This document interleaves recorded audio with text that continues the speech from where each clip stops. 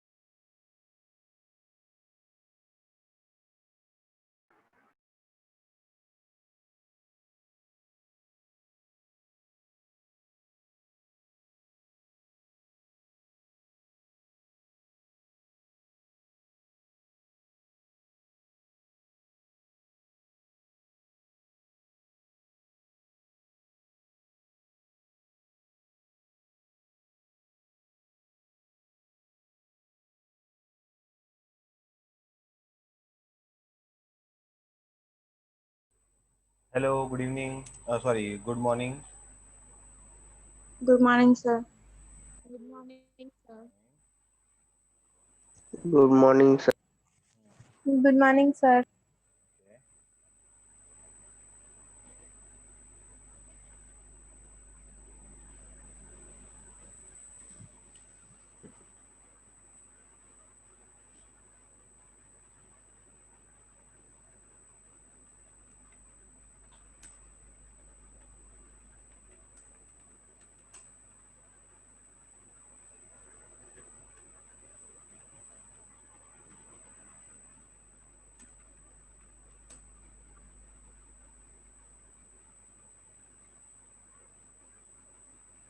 Will start in 2 minutes. अगर कोई join कर रहा है तो फटाफट कर लेगा, देन विल स्टार्ट। छोटा सा चैप्टर है, जल्दी से शुरू करेंगे, जल्दी से ख़त्म करेंगे, कोई लोड नहीं है।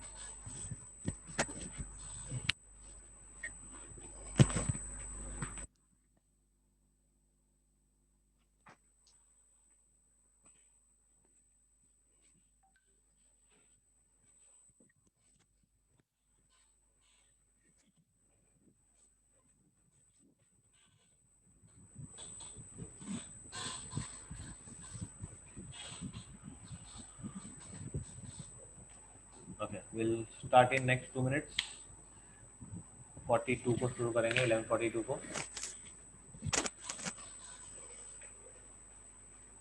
तब तक अगर आपके कोई डाउट्स हैं रिलेटिंग टू पास्ट चैप्टर्स तो please you can ask.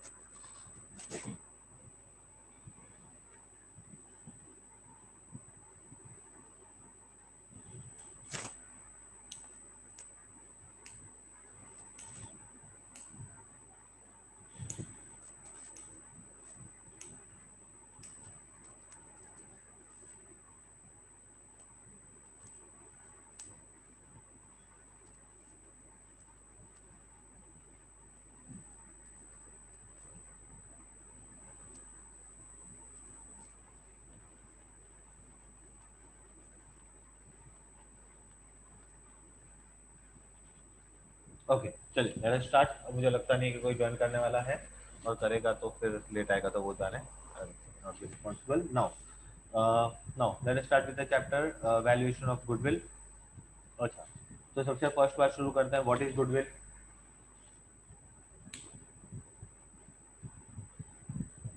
What is goodwill?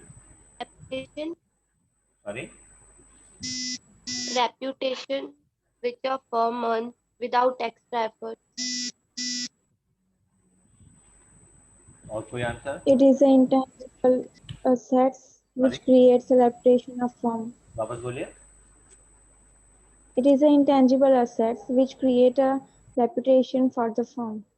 Okay very good. सबसे पहली बात, it is an intangible asset, है ना? Goodwill is an intangible assets which represents the value of the firm in the monetary terms। इस firm की value बताती है goodwill के through which a firm can earn extra profits, है ना? That is called goodwill. Now पहली बात, वही इंटेंजिबल एसेट होती है। गुडविल की वजह से हमें एक एक्स्ट्रा इनकम मिलती है, हमारे नाम की वजह से हमें एक एक्स्ट्रा इनकम मिलती है। नाउ बात करें what are the types of goodwill.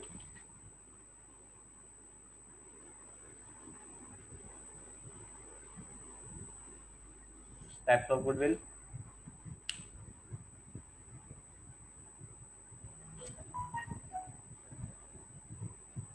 पता है किसी को?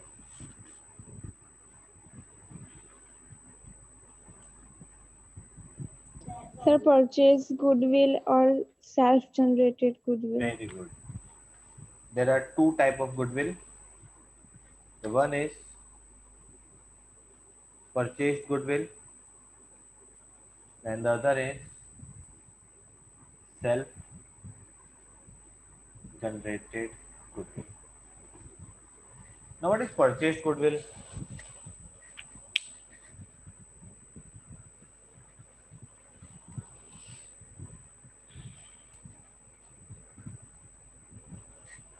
पता है किसी को परचेज गुडविल क्या होती है?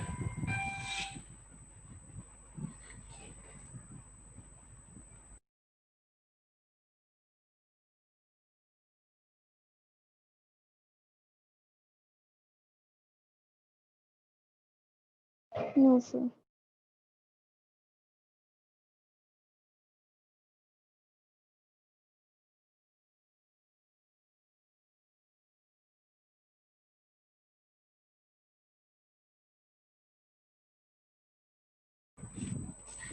हाँ जी बताइए।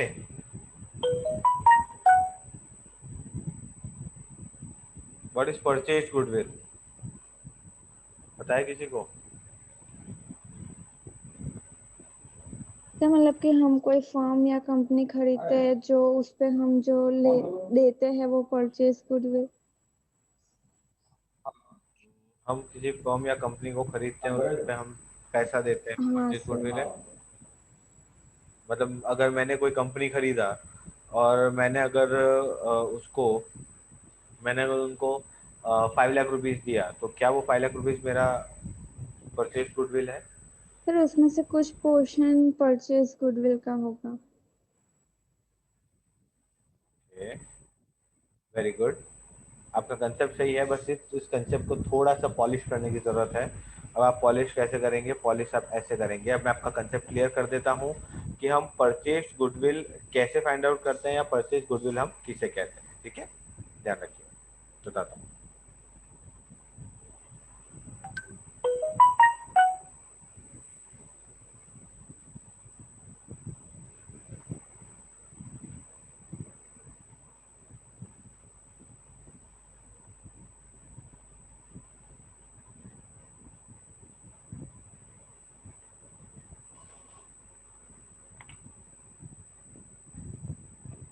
तो सुनिए, नाउ बात करूं वोडाफोन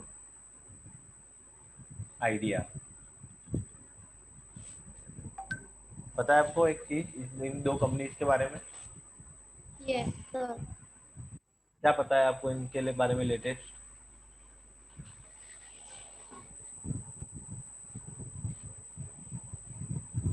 इन दोनों कंपनीज के बारे में लेटेस्ट आपको क्या पता है? तो दोनों कंपनी ज्वाइंट हो गए। वो दोनों कंपनी मर्ज हो गई। ध्यान रखिए, आप जो वर्ड यूज करेंगे it will be a merger. So Vodafone and idea का मर्जर हुआ और एक नई कंपनी की शुरुआत की गई जिसका नाम है वी। अगर आप अभी वोडाफोन की ऐड देखेंगे ना तो वहां पे आती है वी, जो वोडाफोन के ब्रॉडबैंड का नाम है या जो भी उसका नाम है, दैट इज कॉल्ड वी। अब सुनिए, हुआ क्या। वोडाफोन ने आइडिया को बोला क्या कि बोल तेरे पास क्या है ना। आइडिया ने कहा भाई मेरे पास है land and building 10 lakh rupees का, मेरे पास है प्लांट एंड मशीनरी, जो भी हमारे टावर्स वावर्स होते हैं वो भी प्लांट वगैरह है हमारे पास 5 लाख के। मैं जस्ट एन इमेजिनरी फिगर ले रहा हूँ। ओके, हमारे पास है डेटर्स जिनसे हमें पैसा लेना है 3 लाख रुपीज। ओके, तो टोटल असेट कितनी है हमारे पास 18 लाख की। नाउ इसमें से लायबिलिटीज 3 लाख रुपीज। तो जो बचा उसको हम बोलते हैं नेट असेट। नेट असेट कितनी हो गई 15 लाख। ओके, बहुत अच्छे से समझना। वोडाफोन ने आइडिया को पूछा बोल तेरे पास क्या है। उसने बोला मेरे पास गाड़ी है, बंगला है, बैंक बैलेंस है। वो बोलता है मेरे पास माँ है। ये पुराना डायलॉग हो गया, अब नया हमारा अकाउंट का लिए अलग है। हमारे अकाउंट के लिए होता है कि वोडाफोन आइडिया से पूछता है तेरे पास क्या है, तो आइडिया बोलता है मेरे पास लैंड एंड बिल्डिंग है 10 लाख रुपए की, प्लांट एंड मशीनरी है 5 लाख रुपीज का, डेटर्स है 3 लाख रुपीज के, और मेरे पास लाइबिलिटीज है 3 लाख। हमने बोला एक काम करो नेट एसेट्स निकालो। तो नेट एसेट्स कैसे निकालेंगे, टोटल एसेट्स उसमें से जो जो लायबिलिटी वो ले जा रहा है उसको लेस कर देंगे, तो मेरे पास नेट एसेट आया 15 लाख का। ओके, ध्यान रखिएगा क्या बोलेंगे इसको हम। Net asset. ओके, ये वर्ड आज के बाद जब भी मैं आपको पूछूं आप ध्यान रखिएगा कि नेट एसेट क्या होती है। ठीक है, so this is net asset. Now अब हुआ ऐसा, वोडाफोन बोलता है कि आपकी नेट एसेट जो है ना वो है 15 लाख। बोलो अब आपको पैसा कितना चाहिए। तो वो बोलता है कि मुझे जो चाहिए उसको हम बोलते हैं परचेज कंसिडरेशन। क्या बोलेंगे,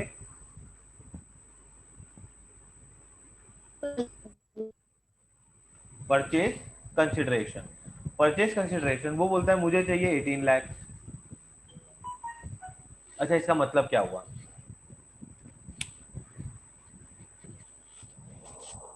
इसका मतलब ये हुआ कि वोडाफोन जो है वो आइडिया को 18 लाख रुपए देगा और सामने उसके पास असेट्स कितने की आएगी 15 लाख। 15 की। मतलब 15 की असेट का he is paying 18 lakh rupees. 3 lakh rupees वो ज्यादा पे कर रहा है, हाँ या ना।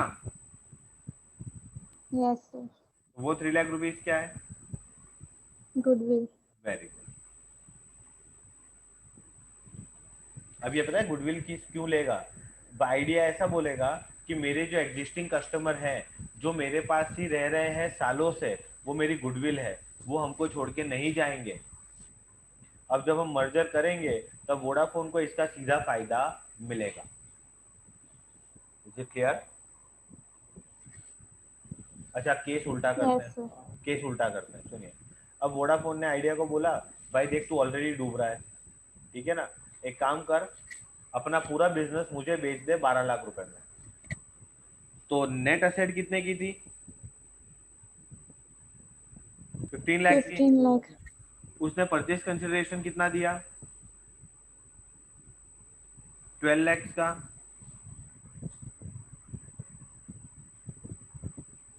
आया ना।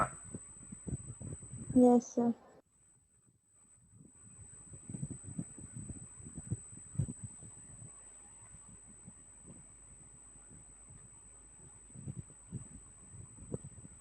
ओके, मतलब 3 लाख रुपए कम दिया। यस। हाँ सर। तो अब इस 3 लाख को हम क्या बोलेंगे, ध्यान रखिएगा बहुत इंपॉर्टेंट टर्म है।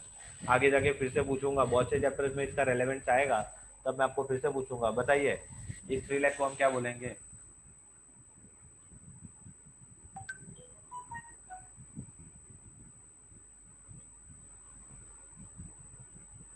Capital reserve. बात समझ में आई? In short, when your net asset is less than purchase consideration. क्या मैं ऐसा बोलूं? अच्छा, यहाँ पे किसका फायदा हो रहा है? फर्स्ट केस में इसमें किसका फायदा हो रहा है? वोडाफोन का। अच्छा, फर्स्ट केस में किसका फायदा हो रहा है?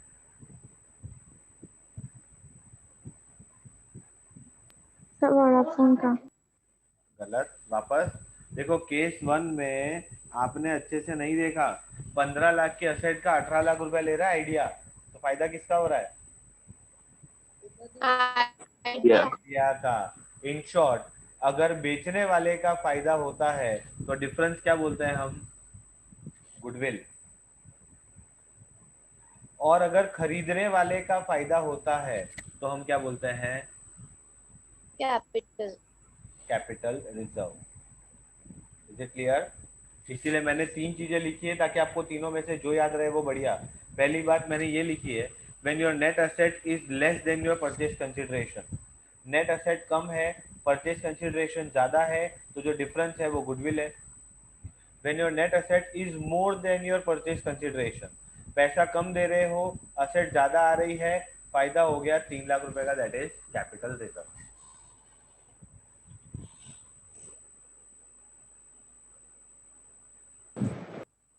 Clear? Yes sir. Yes, sir. नहीं? किसी को कोई डाउट है? कुछ ना समझ में आया हो ऐसा है?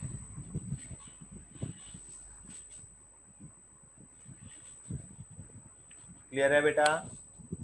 Yes, sir. इन शॉर्ट, आज के बाद आपको अगर याद रखना हो तो ऐसे ही याद रखने का कि अगर वोडाफोन का फायदा हो रहा है तो क्या होगा?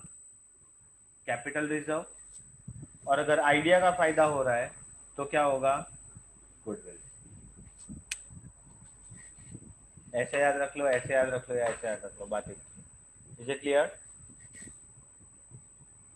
Yes sir. So that is called purchase goodwill. Okay, and purchase goodwill जो है वो बुक्स ऑफ अकाउंट्स में रिकॉर्ड की जाती है। Okay, now next point is, what is self generated goodwill?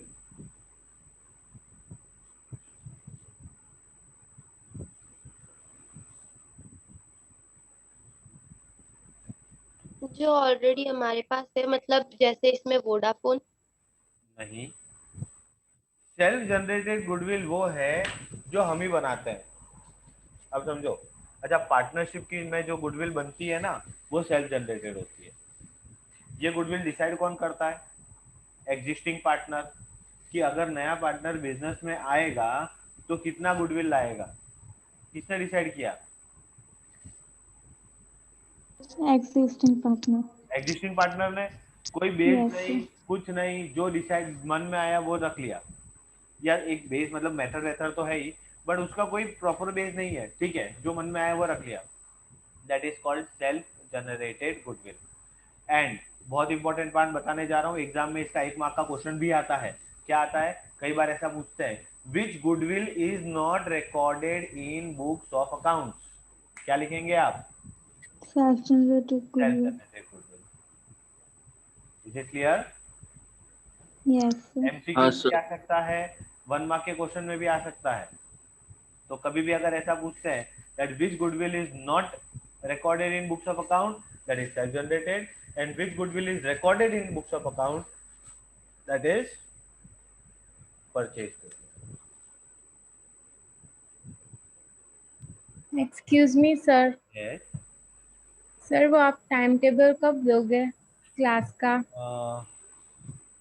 Actually मैं आपको मंडे ट्यूसडे ही देने वाला था, but there is some issues going on. Actually मैं, टू बी फ्रैंक, मैं आप लोगों से इन बातों के बारे में डिस्कस नहीं करना चाहता था, बट है, थोड़ा बहुत इश्यूज चल रहे हैं। इश्यूज नहीं है, there is some communication difference between Kamrej branch and our, so इसीलिए थोड़ा सा टाइम टेबल में डिले हो रहा है। बाकी हमारा टाइम टेबल तो मंडे को ही रेडी हो गया था, बट हमने इशू नहीं किया है क्योंकि नाउ अभी तक हमें ये क्लैरिटी नहीं है दैट कामरेज के बच्चों को हमको कब तक पढ़ाना है ना। इट में हैपन कि आपको ऐसा बोल दिया जाए, हमको ऐसा बोल दिया जाए कि आपके उनके पुराने फैकल्टी उनको पढ़ाएंगे, आप तो मासमा को पढ़ाइए। इसीलिए हम सिर्फ आपकी गुड फेथ में अभी चलते जा रहे हैं कि जिस दिन हमको अगर अच्छा देयर इज नो क्लैरिटी, है ना, because there is no clarity, but आपके गुड फेथ में हम चलते जा रहे हैं, हमारा टाइम टेबल रेडी है, बट सब इसी थोड़े से इश्यूज की वजह से ये डिले हो रहा है, but you will get your time table. एक चीज ध्यान रखिएगा, आपको अगर आपके ट्यूशन का टाइम सेट करना है तो आप 1 बजे के बाद का कोई भी टाइम सेट कर लीजिए। 1 बजे के पहले का टाइम हमें दे दीजिए, 1 बजे के बाद का टाइम आपको दे दीजिए, ठीक है। Okay sir. Okay, thank you very much. And एक और पॉइंट है दैट जैसे आपका जो शायद कल आपको मनोज सर ने कहा होगा, आपका इकोनॉमिक्स का पार्ट है, तो जब तक आपके टीचर नहीं आते हैं इकोनॉमिक्स के, तब तक आपको इकोनॉमिक्स का पार्ट भी, मैक्रो इकोनॉमिक्स का पार्ट मैं करवाऊंगा, okay. Because what we think is that this is our responsibility towards our student, कि कुछ भी हो जाए आपको सफ़र नहीं करना है ना। तो आपकी चीज़ें चलती रहें, इसीलिए मैक्रो का पार्ट मैं शुरू करूँगा आपके लिए, ओके। एंड हो सकेगा तो हम आज ही शुरू करेंगे।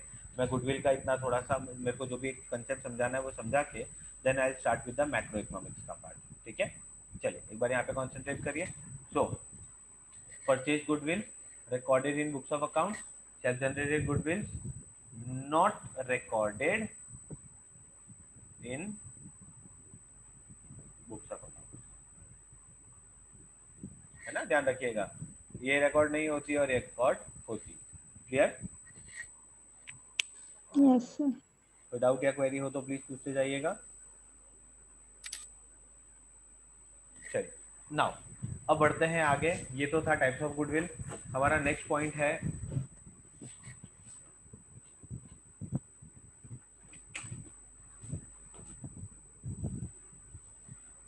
what are the methods to calculate goodwill।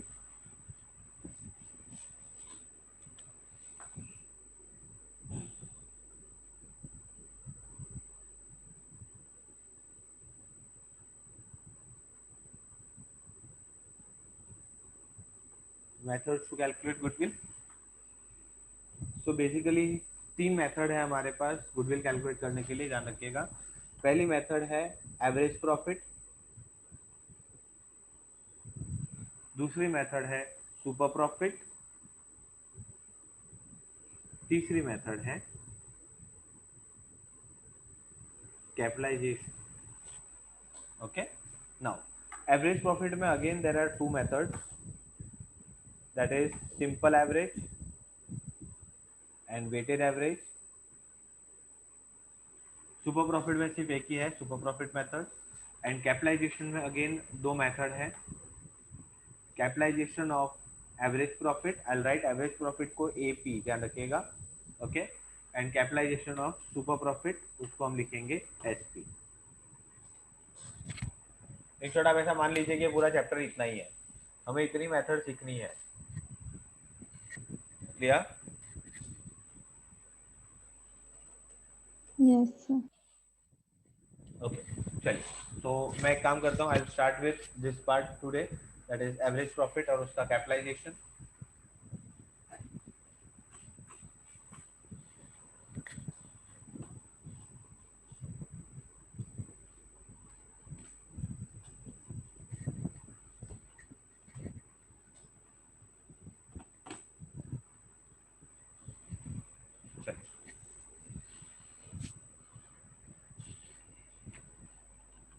So our first method, that is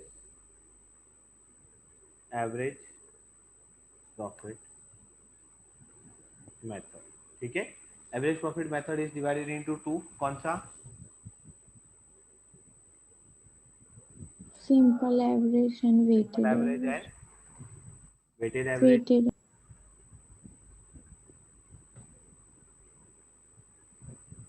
okay. Now simple average and weighted average बहुत इजी है। समझिए कि मैंने आपको दिया है यहाँ पे ईयर और यहाँ पे दिया है प्रॉफिट्स। Year 2010, 11, 12, 13, 14, okay. प्रॉफिट है 50,000, 80,000, loss of 10,000, 90,000,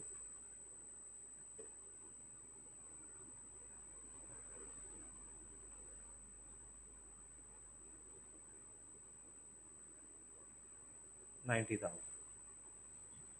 ओके नाउ, अच्छा सिंपल एवरेज में क्या करना है, बहुत बेसिक है, एवरेज निकालने आती है।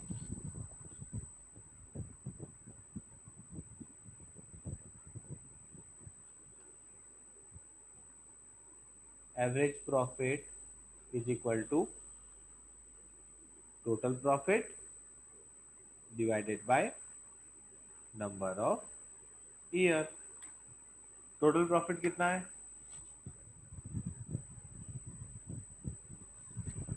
तो देखिए जो नेगेटिव है, जो लॉस है, उसको माइनस करना होगा आपको। टोटल प्रॉफिट निकालिए, कितना आ रहा है,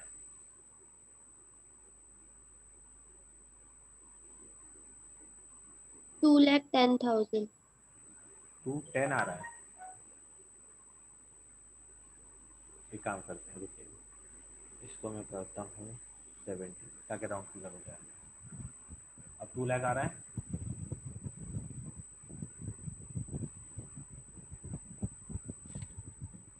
Yes, sir. So total profit is 2 lakh rupees divided by number of year कितना है, 1 2 3 4 5। एवरेज प्रॉफिट कितना आ गया,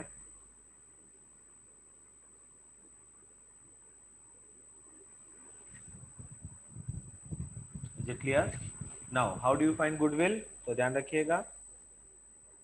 सर गुडविल पहले 50,000, बाद में 7,000, -10,000 और लास्ट टू 9,000 है ना? 90 है, 90 है। 90 है हाँ दोनों सर। हाँ, तो सर अगर 80,000 होगा ना तो 3 लाख आएगा। हाँ क्योंकि मेरे को ऐसे लगा कि मैंने राउंड फिगर ही बिठाया था उसमें। वेट, 90 90 3 लाख। सर अभी 290 आ रहा है, मैंने वैल्यू रॉन्ग लिखी, और 80,000 से 3 लाख हो जाएगा।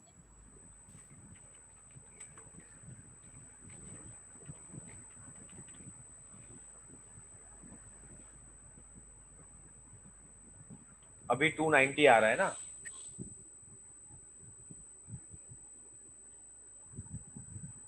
80,000 से 3 lakh. Okay yes. So it is 3 lakh divided by 5 is 60,000। क्या आ गया, एवरेज प्रॉफिट आ गया 60,000। अब गुडविल कैसे निकलेगी, तो ध्यान रखिए, goodwill is equal to average profit multiply by number of year of purchase. Okay, ये number of year of purchase आपको एग्जाम में दिया हुआ होगा, 2 year of purchase, 3 year of purchase, 4 year of purchase. मैं मान लेता हूँ हमारे यहाँ दिया हुआ है 3 ईयर ऑफ परचेज, तो गुडविल कैसे निकल जाएगी, 60,000 multiplied by 3 is 1,80,000।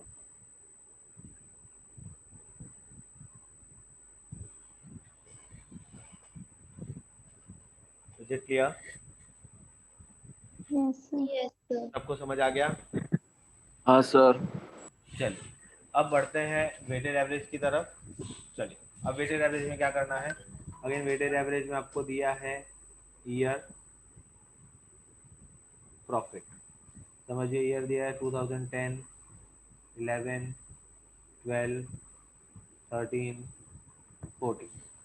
प्रॉफिट दिया है आपको 10,000, 20,000, 30,000, 40,000, 50,000। Okay, all these are imaginary figures, exam में कुछ भी आ सकता है। नाउ वेटेड एवरेज, अच्छा आपने 11th स्टैंडर्ड में वो पढ़ा था, weighted average, weighted mean. Yes, sir. कैसे निकालते थे वेटेड मीन,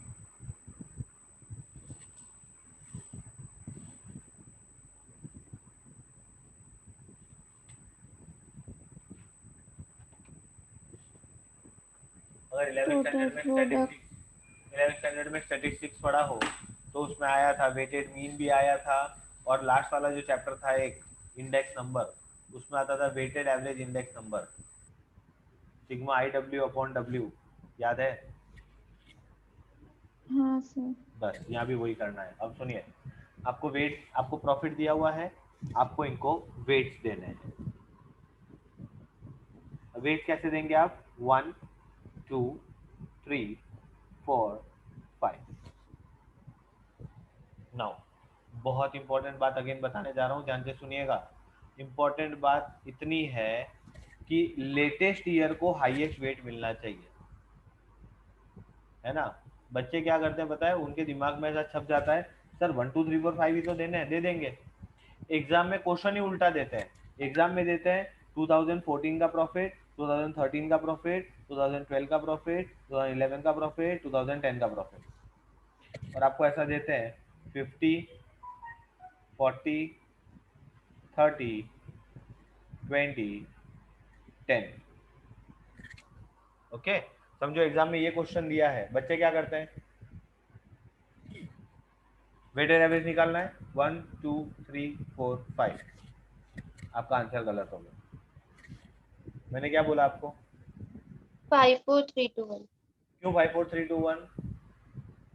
लेटेस्ट ईयर को हाईएस्ट वेट देंगे। है। अब मैं आपको इसका रीजन भी बताता हूँ, सुनिए। आप जब 12th पास करेंगे तब जो आप आगे एग्जाम, आप आगे कहीं भी जाते हैं आपके कॉलेज में एडमिशन लेने, तो वो लोग वो किस पे फोकस करेंगे?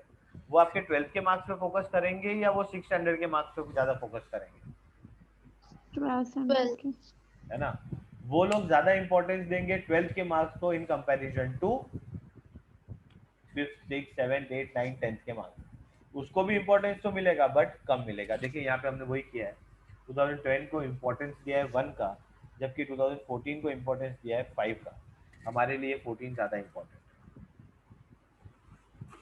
Clear? Yes sir. Yes sir. Now अब वेट दे दिया, अब हमें क्या निकालना है? Product. Product is profit into wait, multiply कर लीजिए इनको। 10,000 40,000 90,000 1,60,000 2,50,000। ओके, टोटल कर लीजिए।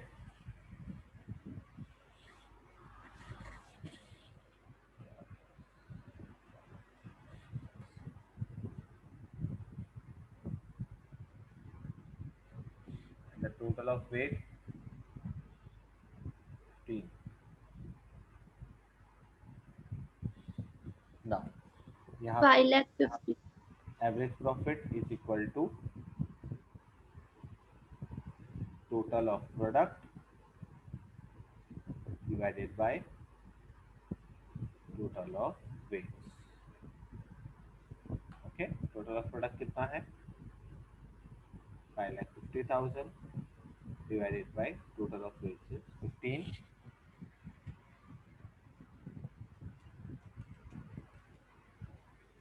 Answer is around 36,666 point. 36,666 It is 36,000, मैं ले लेता हूँ 667. Okay, and goodwill is equal to average profit multiply by number of year of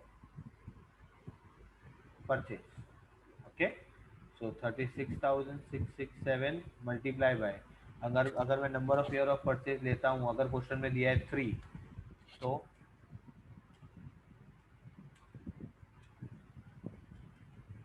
it is 1,10,001.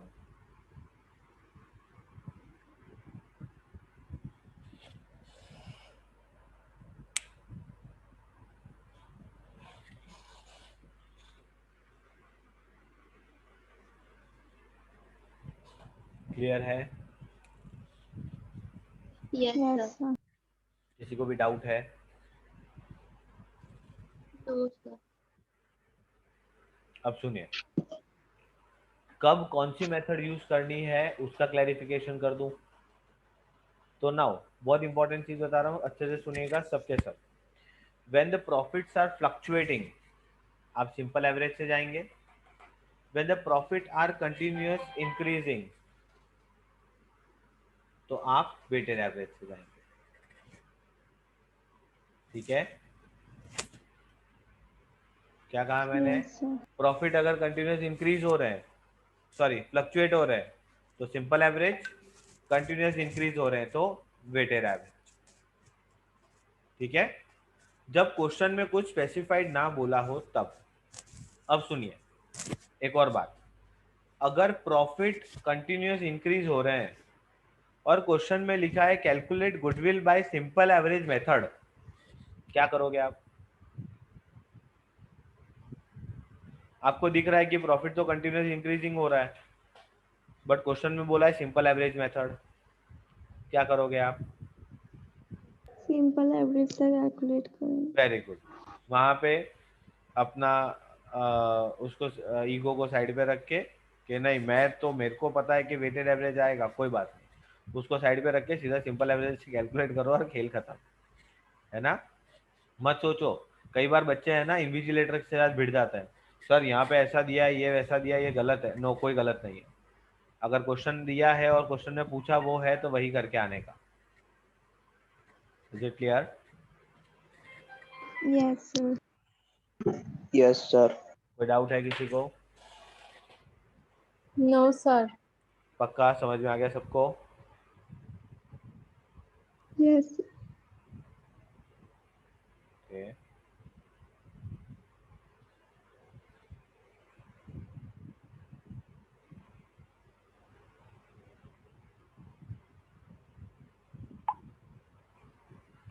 चलिए। सो ये थी हमारी पहली दो method, that is simple average and weighted average. Okay, now let us move to our next topic, that is super profit method.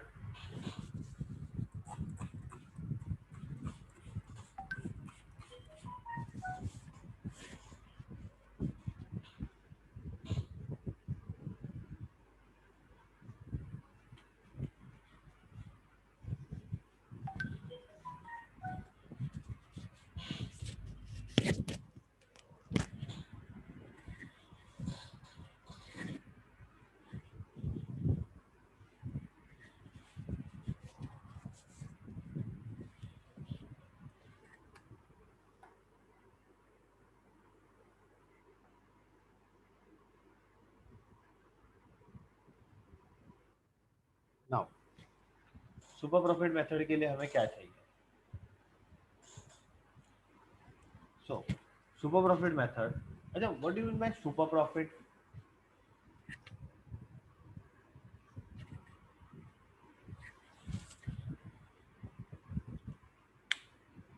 अच्छा, आपको पता है सुपरमैन क्या होता है?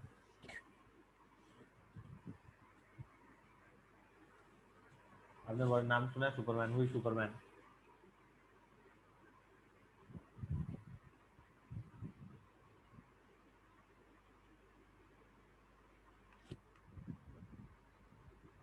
अरे किसी ने नाम नहीं सुना? सुपर प्रॉफिट मतलब कि नहीं, मुझे सुपर प्रॉफिट जैसे नहीं जानना है, मुझे सुपरमैन जानना है। सुपरमैन क्या होता है, कौन है? सर जियो वाले ने किया था ना, जियो के सिम फ्री में दे के फिर उनका तो मार्केट बहुत सुपरमैन बढ़ा की दिया। बात पूछ रहा हूँ, तो नहीं, सुपरमैन तो सर। नाम सुना है? हाँ सर। कौन है सुपरमैन?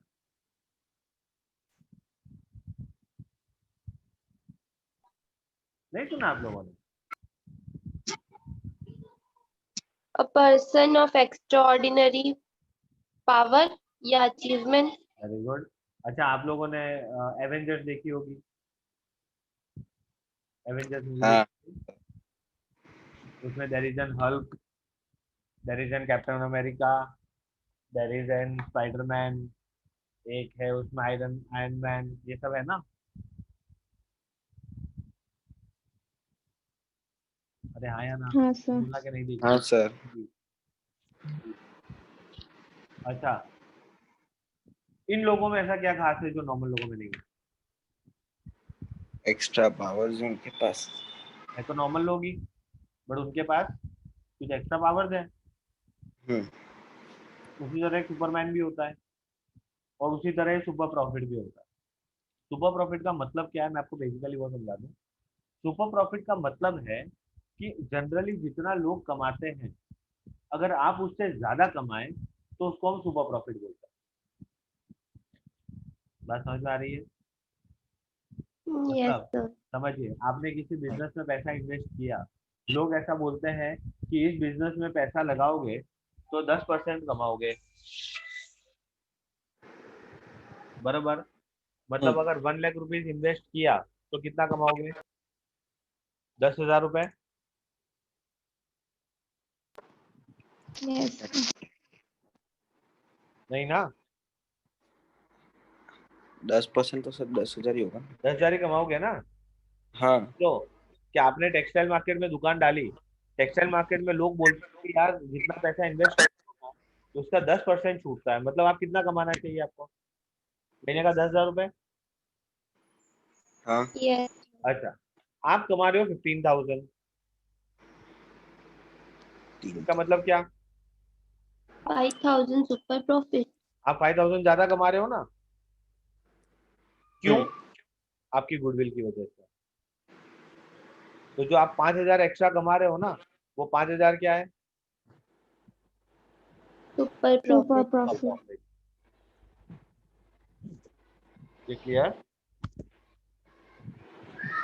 Yes sir. अच्छा भाई, अब हमें उसी को हमें यहाँ फाइंड करना है कि how do you find super profit.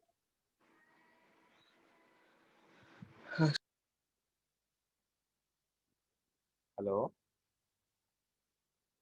Yes sir.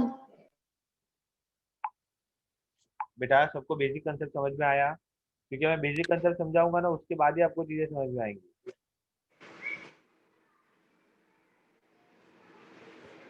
Yes sir. Clear? आगे बढ़ो। हाँ सर। चलिए, हाँ सर। अब हम समझते हैं कि सुपर प्रॉफिट क्या है। जो मैं वर्ड बोल रहा हूँ उसको अच्छे से सुनिएगा। अरे भाई क्या तकलीफ है लोगों को आज। तो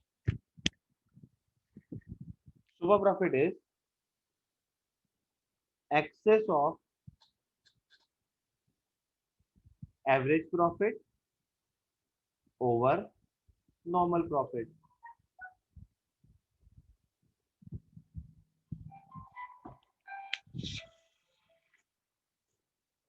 Excuse me. हेलो? हाँ जी मैम, कोई इंसान आपका फोन अगर 3 बार कट करता है तो उसका मतलब क्या होता है? आप बार बैक टू बैक कॉल किए जा रहे हैं। Is this your behaviour? Ma'am तीसरी बार फोन आ रहा है आपकी कंपनी से, 3 बार मैं कट कर चुका हूँ। ओके, वापस मत कीजिएगा। Thank you very much.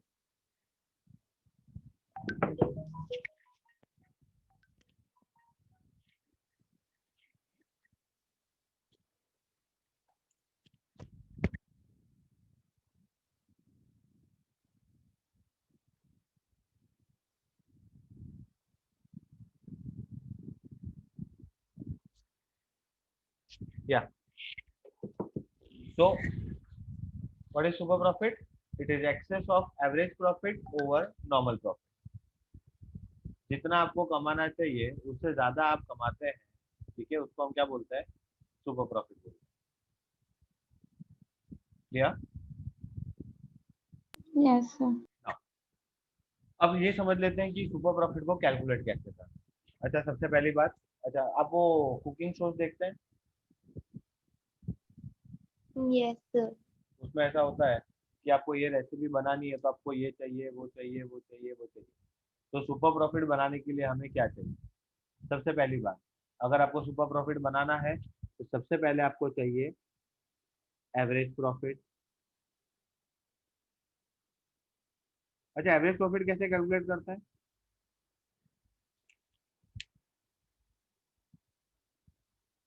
How do you find average profit?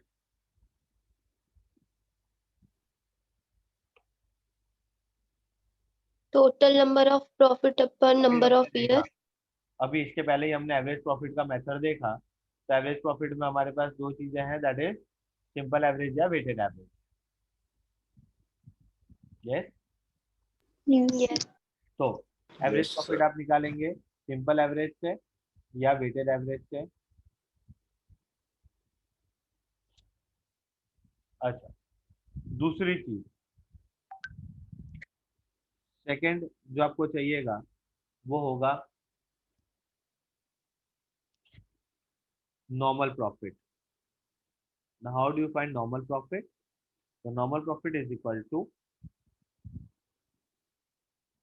capital employed multiplied by NRR upon 100। अब ये हमें सीखना है कि भाई कैपिटल एम्प्लॉयड कैसे निकालते हैं, NRR क्या है। ओके, तो कैपिटल एम्प्लॉयड निकालने के दो तरीके हैं, बता देता हूँ मैं आपको।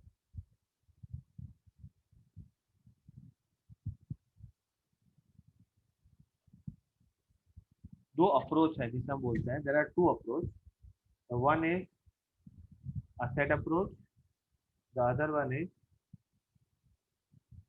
Liabilities approach. Okay, now asset approach में हमें क्या करना है, ध्यान से देखिएगा। अच्छा, एक बैलेंस शीट बनाता हूँ, बहुत इजी है, आप बता देंगे मुझे। एक बैलेंस शीट के चार पार्ट है, this is fix asset, this is current asset, this is current liability and this is capital plus reserve plus long term loan. Fix asset है आपका 100 रुपए का, करंट एसेट है आपका 100 रुपए का, करंट लायबिलिटी है आपकी 50। Can you find out this figure?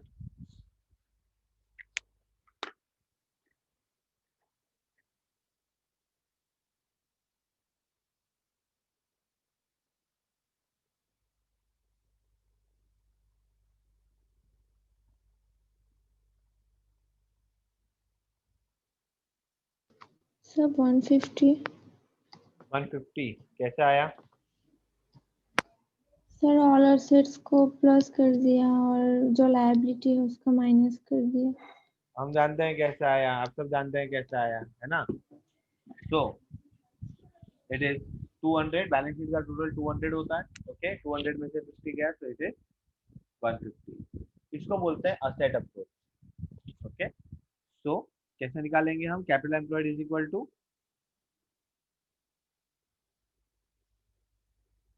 it is total asset minus outside liability।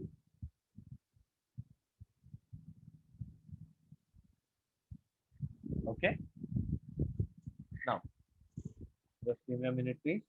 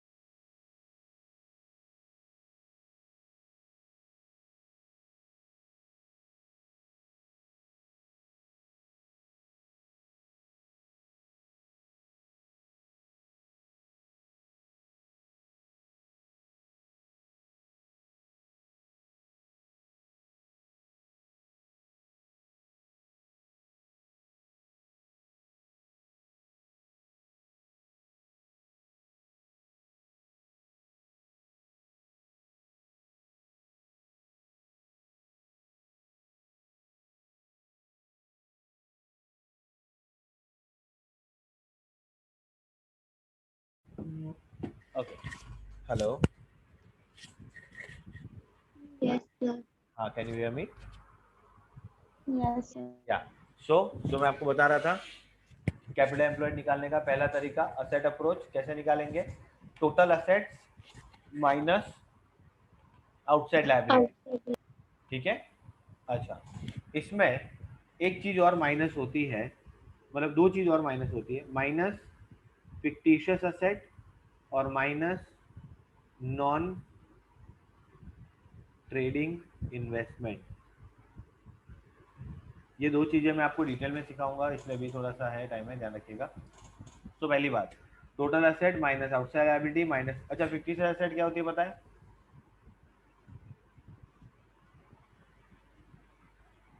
Do you know what is fictitious asset?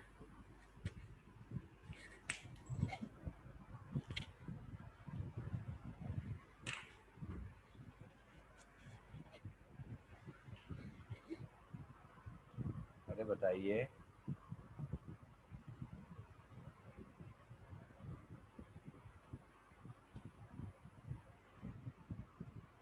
No, sir. Deferred expenses.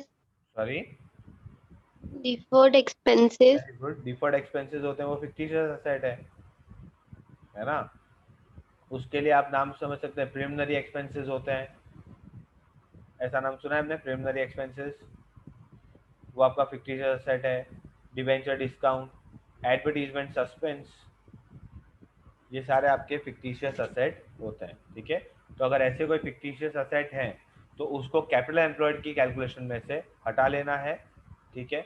अच्छा, उसके बाद बात आती है नॉन ट्रेड इन्वेस्टमेंट। ना what is non trade investment? Investment दो type के होते हैं, ट्रेडिंग एंड नॉन ट्रेडिंग। पता है आपको क्या होता है ट्रेडिंग, क्या होता है नॉन ट्रेडिंग क्या होता है?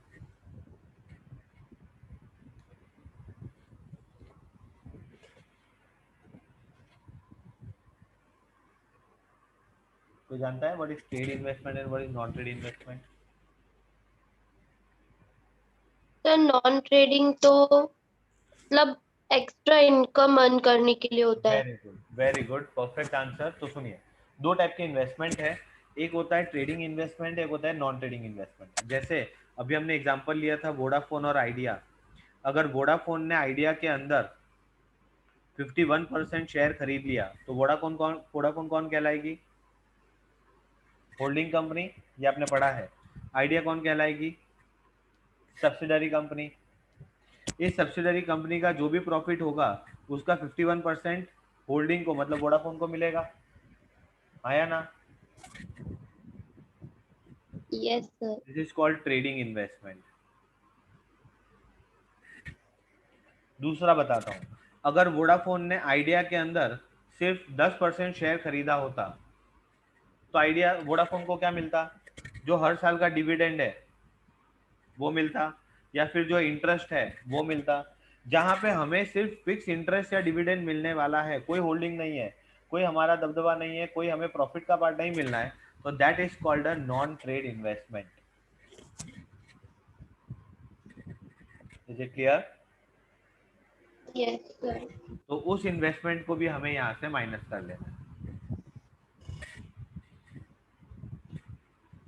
बेटा बात समझ में आ रही है? Yes sir. Now, so such an investment is called non-trade investment। ये हमारा था पहला अप्रोच। अब सुनिए, अब मेरा दूसरा अप्रोच, ये था कौन सा? Asset approach. और लायबिलिटी अप्रोच में मुझे कुछ नहीं करना है, मुझे करना है capital plus reserve plus long term loan minus fictitious asset minus non trading investment. आपको क्वेश्चन में क्या दिया हुआ है उससे आपको जज करना पड़ेगा कि कौन सी मेथड लगाऊं। अगर आपको टोटल एसेट और लायबिलिटी दी हुई है तो ये मेथड लगाएंगे, अगर आपको कैपिटल रिजर्व दिया है तो आप ये मेथड लगाएंगे।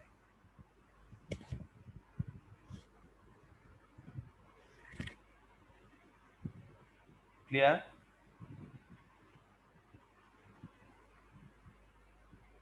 Hello, Yes.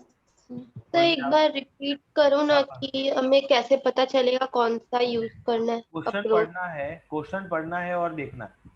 अगर क्वेश्चन में आपको असेट दिया है, लायबिलिटी दी है, तो आपको ये मेथड लगानी है, total asset minus outside liability minus this, अगर दिया है तो। अगर आपको सिर्फ कैपिटल और रिजर्व्स दिया है, लॉन्ग टर्म लोन दिया है, तो आप ये मेथड लगाएंगे।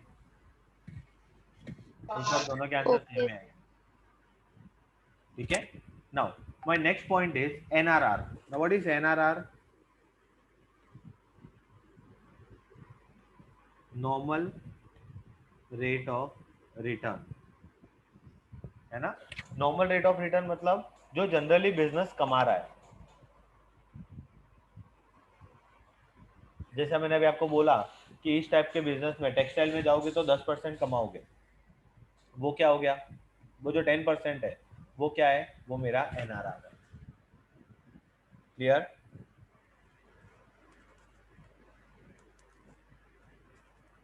यस। अब देखिए, मैंने आपको ये बताया भाई, सुपर प्रॉफिट बनाने के लिए एवरेज प्रॉफिट चाहिए, आ जाएगा। नॉर्मल प्रॉफिट चाहिए, ऐसे आ जाएगा। जो कैपिटल एम्प्लॉयड मिलेगा मल्टीप्लाई बाय एनआरआर अपॉन 100 कर दो, आ जाएगा। The third step is how do you find super profit? तो super profit is equal to average profit minus normal profit. कितना कमाया माइनस कितना कमाना चाहिए था। जो आंसर आया वो क्या मिल गया? Super profit. And point number 4 is goodwill. Goodwill is equal to super profit multiply by number of year of purchase. Clear है? कई बार बच्चे एग्जाम में गलती करते हैं, normal profit minus super profit करके आ जाते हैं। तो ध्यान रखने का एग्जाम में कि आप क्या लिख रहे हैं। क्लियर? Yes sir. समझ में आ गया मेथड आपको क्या करना है? Yes sir. ओके। तो एक काम करते हैं, मैं आज आगे इसमें नहीं बढ़ता हूँ। आपके पास टीएस ग्रेवाल है, उसके एक बार इलस्ट्रेशंस करने की कोशिश कीजिएगा। हम कल जब अकाउंट्स का लेक्चर आगे बढ़ाएंगे उसमें आई स्टार्ट विद द सम्स। इसका एवरेज प्रॉफिट का एक मेथड और भी है, मेथड नहीं है एक्चुअली, कुछ चीज़ें और हैं जो एवरेज प्रॉफिट निकालते हुए हमें ध्यान रखनी है, वो मैं आपसे कल डिस्कस करूँगा। ओके। आपके किसी के ट्यूशन क्लास हैं अभी? कौन से टाइम पे हैं? Sir 4 o'clock। सॉरी, सर 4 बजे। 4 बजे, 4 o'clock है ना, नो इशू। Yes sir. एक काम कीजिए, 10 मिनट का ब्रेक लीजिए। After 10 minutes I will be starting with the economics का पार्ट, मैक्रो इकोनॉमिक्स। मैं लिंक शेयर करूंगा नहीं, ठीक है, आप ज्वाइन कीजिएगा। एक 10 मिनट का ब्रेक ले लीजिए। ओके। एंड फ्रॉम टुमारो मैं थोड़ा सा टाइमिंग और अर्ली करने की कोशिश कर रहा हूँ, बट थोड़ा सा इशूज चल रहे हैं, but no issue. I try कि जितना हो सके मैं आपका लेक्चर अब एक्सटेंड कर सकूँ। ओके।